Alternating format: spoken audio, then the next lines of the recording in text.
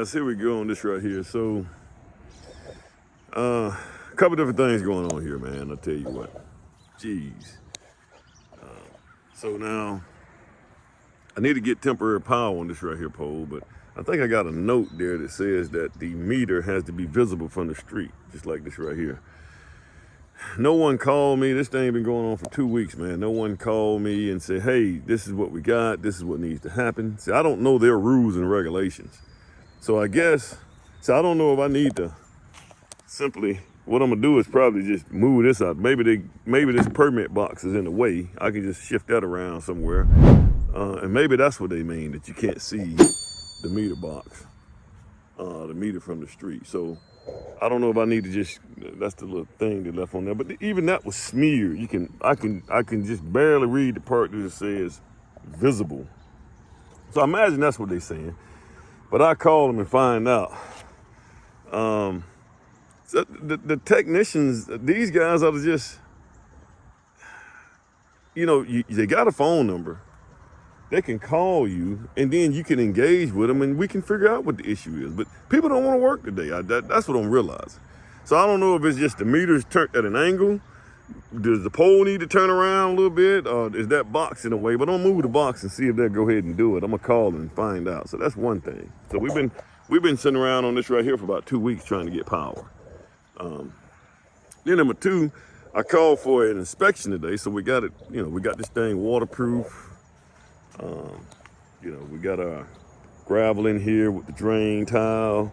It's going out the daylight, which is what you want. Now I turned the curve. Now the plans say that it had a door right here, but if you look at the natural grade of this right here, you don't need a door right there. So we swapped the door with the window. We reversed them, and we're gonna put a door right here and put a window right here. Although something like that, you probably need to have a revision to the plans and turn that in to the municipalities so they can update the plans.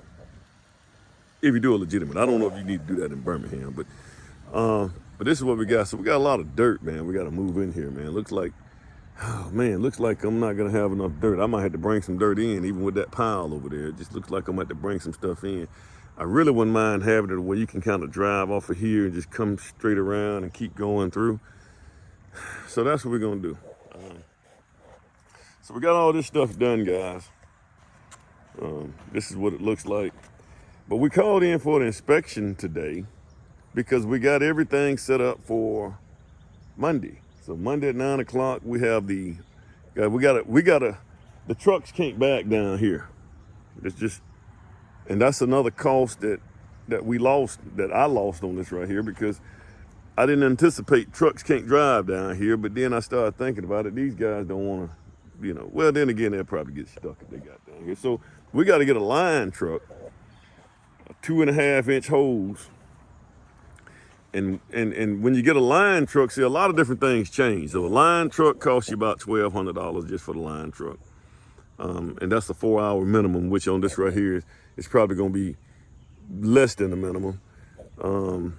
But we got to get a line truck. And then when you get a line truck, they can't put regular gravel inside of the concrete. So you got to get a line truck mix, which means that the aggregate, like this aggregate or the rock that's inside of the concrete, is smaller so that it'll flow through that line truck.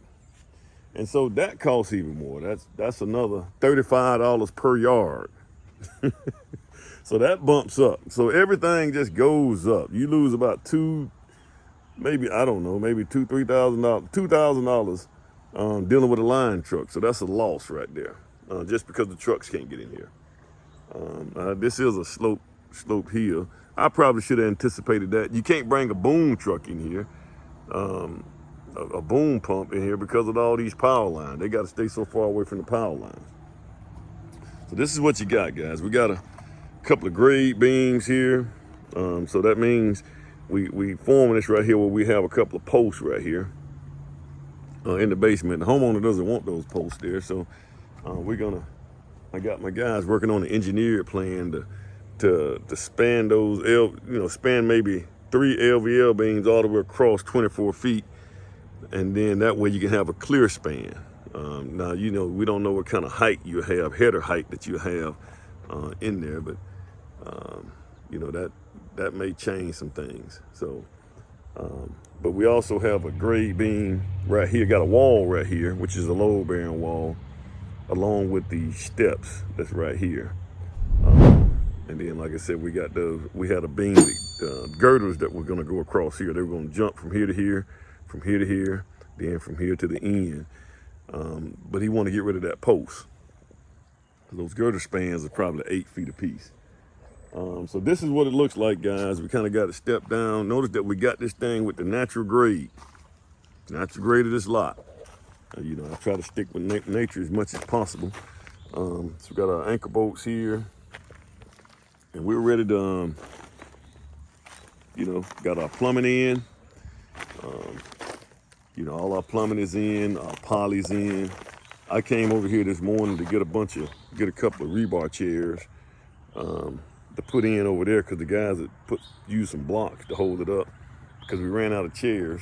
We also it looked like we ran out of rebar, but you know, they improvise, man. They improvise.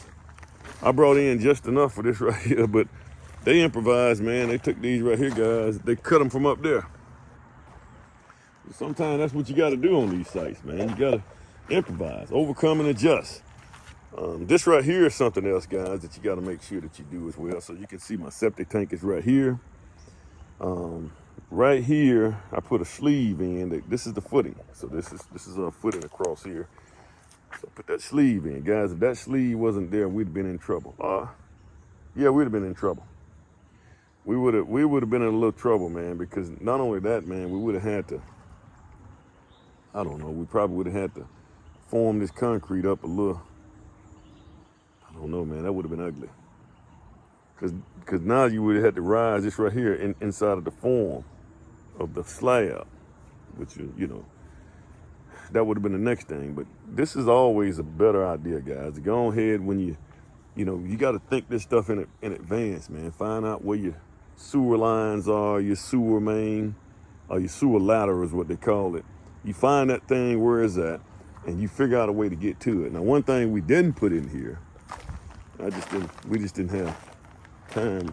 I usually put a little sleeve in here, but we can drill that. I usually put an 1.5 inch sleeve, but I think I'd rather drill that, because we can find a drill that's 1.5 inches that we can drill through this block. It's not as hard as drilling through it's not as hard as drilling through a poured wall. We drilling through block here. You just get right, if you get right on the edge of one of these blocks here, you know, don't go right in the middle, because you get right in the edge, it's hollow. So you can go through that thing and you shouldn't have a problem.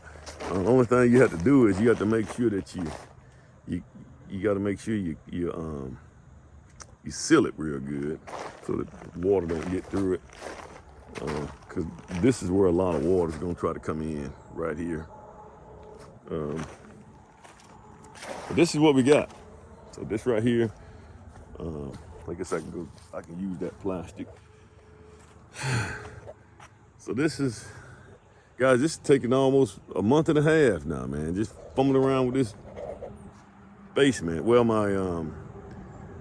the guy that I usually have to do that usually does my flat work, you know, he you know, I couldn't get a hold to him for a week, so he got sick, and I actually went with another. I called another guy, but then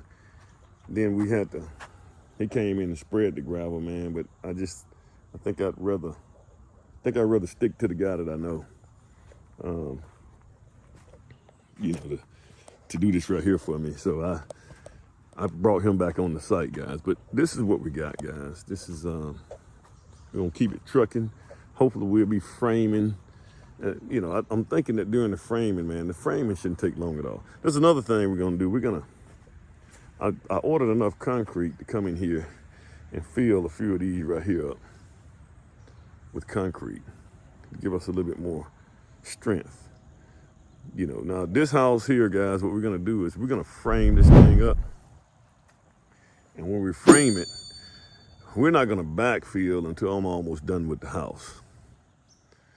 And the reason for that is, one of the main reasons for that is that I need to get as much weight pushing on these blocks as possible so that when I backfill, the static pressure from the dirt doesn't really affect this right here.